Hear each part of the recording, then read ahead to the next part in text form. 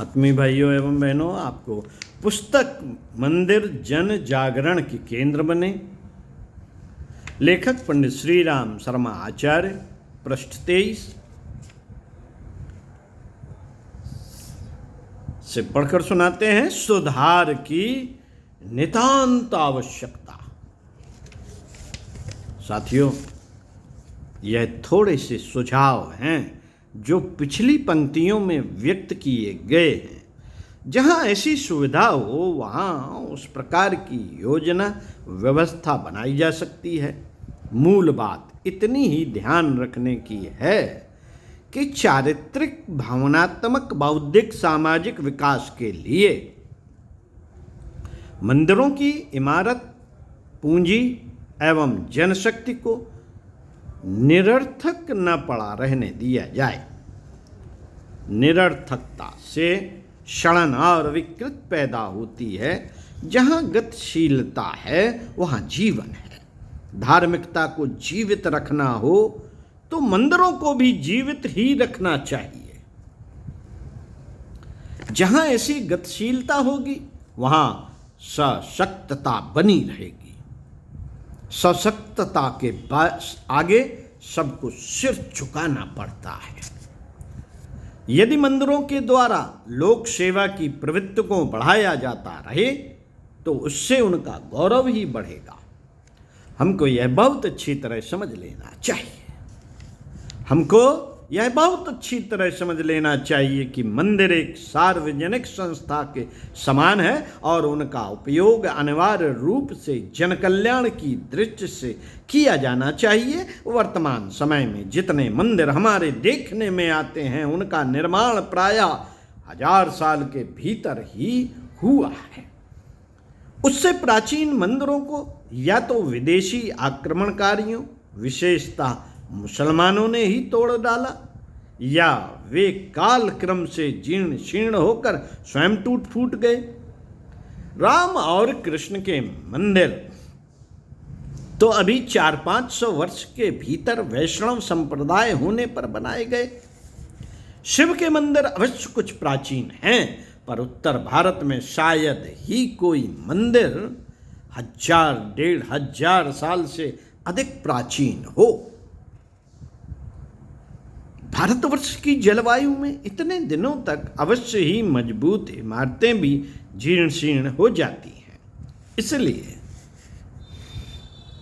हम सहज ही यह अनुमान कर सकते हैं कि आरंभ में मंदिरों के निर्माणकर्ताओं का उद्देश्य अपने सांप्रदायिक धर्म को सुदृढ़ बनाना, प्रचारकों के एकत्रित होने और विचार विनिमय करने के लिए एक केंद्रीय कार्यालय प्रस्तुत करना ही रहा होगा।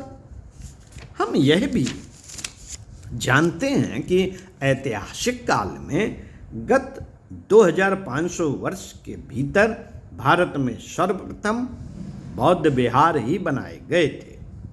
इसके बाद सन्यासियों के मठ निर्मित हुए और उसके बाद अन्य साधुओं के आश्रम और मंदिर बनाए गए। प्राचीन बौद्ध विहार भी अब काल प्रभाव से ध्वस्त होकर कई कई गज भूमि के नीचे दब गए हैं। प्राचीन मठों तथा मंदिरों के खंडहर भी देश में हजारों जगह विद्यमान हैं। फिर किसी मंदिर या धर्म स्थान के इससे अधिक प्राचीन त्रेता या द्वापर का बना कह देना पुरातत्व विज्ञान से अपनी अनभिज्ञता प्रकट करना ही है। ये मध्यकाल के या यवन काल के धर्म प्रेमियों ने सर्वसाधारण में धर्म भावना का प्रसार करने के निमित्त ही बनाए हैं और उसी दृष्टि से अब भी उनका उपयोग होना चाहिए।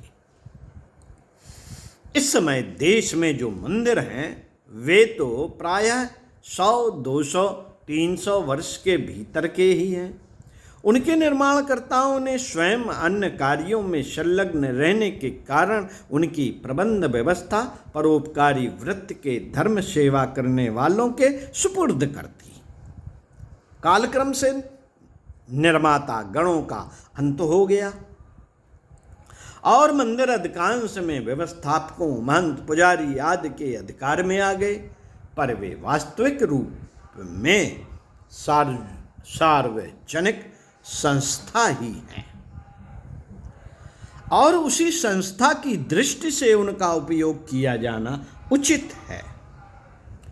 जिनके हाथ में मंदिरों की व्यवस्था है, उन समितियों या एवं दूसरों को ऐसे सुधार करने चाहिए, महंत और पुजारी चाहें तो वे बिना किसी कठिनाई के ऐसा कर सकते हैं। आरंभ में कुछ श्रम उन्हें जरूर करना पड़ेगा, पर उनका समुचित श्रेय उन्हें ही मिलेगा।